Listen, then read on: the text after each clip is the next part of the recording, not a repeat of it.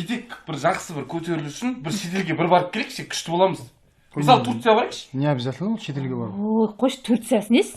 Дым жоқ Турцияда, айтшы бағлан. Дым жоқ, ана бит қолмен бит сеп тамақ беретін ба? Көрдік қой оны. Жоқ, керек жоқ. Шар бар, басқа ештеңе жоқ. Дубайға барайық та онда бағлан. У жақта да құм, дым жоқ. Ана биік здание мен фонтан ғана бар. Иә, сол-ақ. Қазақтар көп. Онда таптым. Мальдивиге барайық. Ойбай, Мальдивиге вообще бармай қойықшы.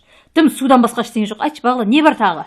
6 тау бар. Иә, бір 6 ағаштар бар бүйтіп қалған. Бұл дым жоқ. Онда хотя бы Египетке барайық та. Қоймайды екен ғой. Не бар Египетте? Судың астына дейін түсіп көрдік қой. Иә. Қандай ашки тағып балықтармен араласып астында. Иә, көрдік қой. Ойласында сіздер бүкіл мемлекетке барып қайтқансыздар ма не? Енді барған жоқпысың, бәрін стористен көріп отырып. Барған жоқ. Инстаграм байлық жайында